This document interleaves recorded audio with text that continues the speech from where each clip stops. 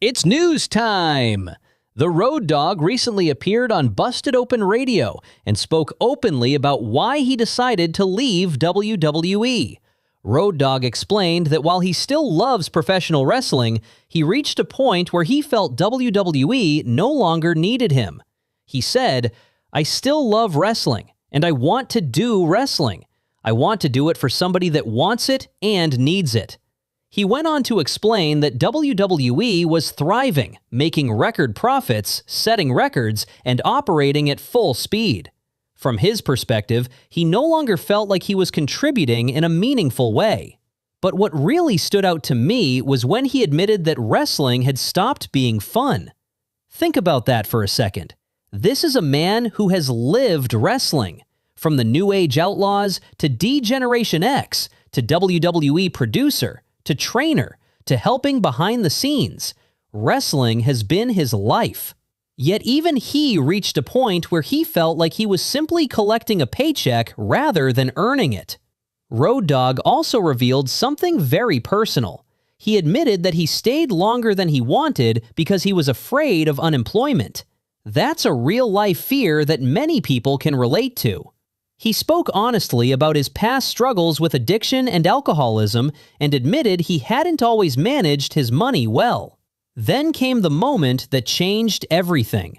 Road Dogg said he was about to walk into a meeting when his wife told him, "I lived with you in a tent." That one sentence hit him hard.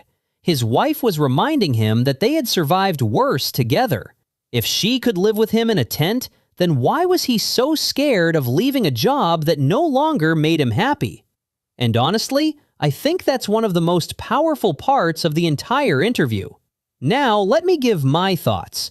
One thing I've always wondered is this: why do so many people only speak openly after they leave a company? I'm not even talking about WWE. It happens everywhere. People stay quiet while they're employed.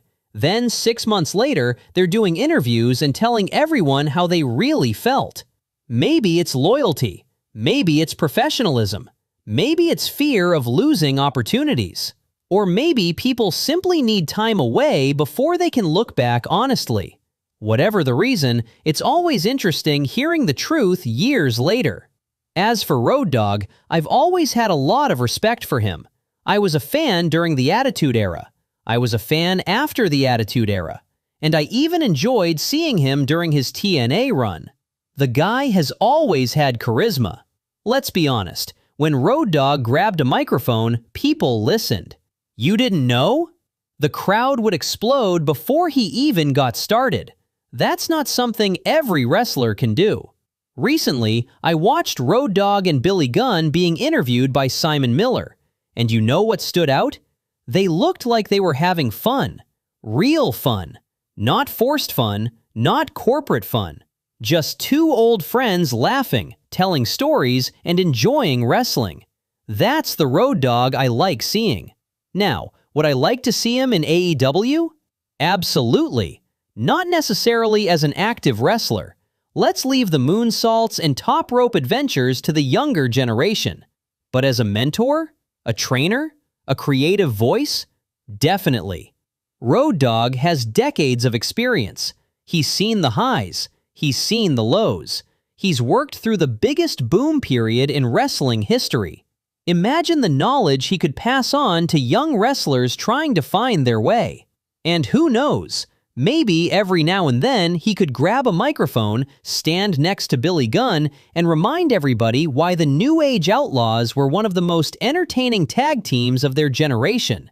Because whether you loved them or hated them, one thing is certain: Road Dogg knew how to make wrestling fun.